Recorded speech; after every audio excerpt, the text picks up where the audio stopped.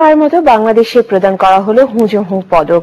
ঢাকা একটি হোটেলে হুজুহু বাংলাদেশের উদ্যোগে 12 বিভাগে 12 জনকে পদক আর আজীবন সম্মাননা দেওয়া হয় বিশিষ্ট সাংবাদিক ও কলাম লেখক আব্দুল গফফার চৌধুরীকে। অর্থমন্ত্রী আবুল মাল আব্দুল মুহিত গুণীজনের হাতে সম্মাননা তুলে দেন। রেজিনাজের রিপোর্ট। উইকিপিডিয়ার তথ্য অনুযায়ী হুজহুর যাত্রা শুরু 1849 সালে যুক্তরাজ্যে। পৃথিবীব্যাপী 33,000 প্রভাবশালী মানুষের নেটওয়ার্ক এটি। 1950 সালে বাংলাদেশে এর কার্যক্রম শুরুর উদ্যোগ নেওয়া হলেও সফল হয়নি। এত বছর পর এবার হুজহু বাংলাদেশ নামে একটি সংস্থা এগিয়ে এসেছে গুণীজনকে সম্মানিত করার আয়োজনে। জাতিসংঘে বাংলাদেশের সাবেক স্থায়ী প্রতিনিধি একে আব্দুল মোমেনকে প্রধান উপদেষ্টা করে গঠিত হুজহু বাংলাদেশের প্রধান নির্বাহী আয়ারল্যান্ড প্রবাসী নাজিনুর রহমান। প্রথমবার এই আয়োজনে এবং গুণীজন নির্বাচনে মুন্সিয়ানা দেখিয়েছেন উদ্যোক্তারা। 12টি বিভাগে সম্মাননা দেওয়া হয়েছে তোয়াব খান, হাসান আজিজুল হক, অধ্যাপক আনিসুজ্জামান, সঞ্জিরা খাতুন, স্যার ফজলে হাসান আবেদ, শাইখ সিরাজ, আকরাম খান, নিয়াজ রহিম, এম আনিসুদ্দৌলা, প্রীতি চক্রবর্তী এবং ব্যারিস্টার মনোয়ার হোসেনকে।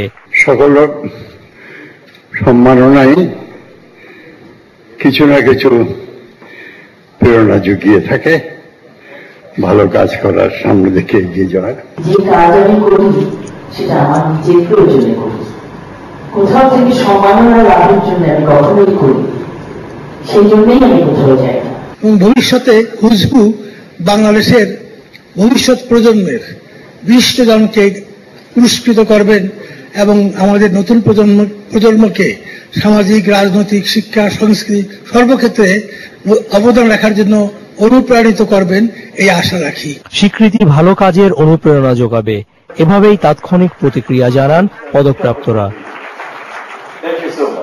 সম্মাননা আসলে আমি অনেক পেয়েছি, কিন্তু এবারের সম্মাননা আমাদের দেশের একটি প্রতিষ্ঠান দিয়েছে। সম্মাননা পেলে আমার ভালো লাগে এই জন্য যে আমাদের কর্মীদেরকে এটা অনুপ্রাণিত করে। এইটুকু আশা করবো বন্ধুর কাছে। আজকে আমি টেলিভিশন অনুষ্ঠান করি বিধায় আমাকে একটু সম্মানিত করা হলো, কিন্তু ক্যাটাগরির মধ্যে যদি কৃষি থেকে থাকে তাহলে জানো বাংলাদেশের প্রগতিশীল কৃষক আছে যাদের উদ্ভাবনে আজকে বাংলাদেশ টিকে আছে, তাদেরকে প্রতি বছর এই ক্যাটাগরিতে রাখা হয়। এই অ্যাওয়ার্ডটা আমি মরার পর পাইনি, জীবিত অবস্থা পেয়েছি। নর্মালি দেখা যাচ্ছে আপনার 90% অ্যাওয়ার্ডটা কিন্তু মরার পর পাওয়া যায়। ভালো উদ্যোগে সরকারের নীতি সহায়তা সমর্থন থাকবে জানান নীতি নির্ধারকরা। বাংলাদেশের প্রথিতযশা মানুষদেরকে সম্মাননা জানাচ্ছে।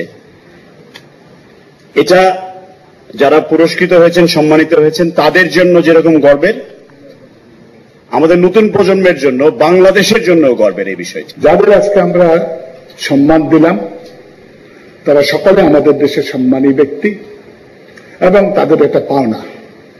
তারা আজকে সকলের শুভেচ্ছা পাচ্ছেন। সকলের আমার মনে হয় আন্তরিকভাবে আমরা সবাই খুশি। প্রতি বছরের ডিসেম্বরে গুণীজনকে স্বীকৃতি দেওয়ার কাজটি নিয়মিত করা হবে বলে জানান হুজহু বাংলাদেশের উদ্যোক্তারা। রিজভিনা ওয়াজ, চ্যানেল আই, ঢাকা। এবারে ফিরে দেখা 2016।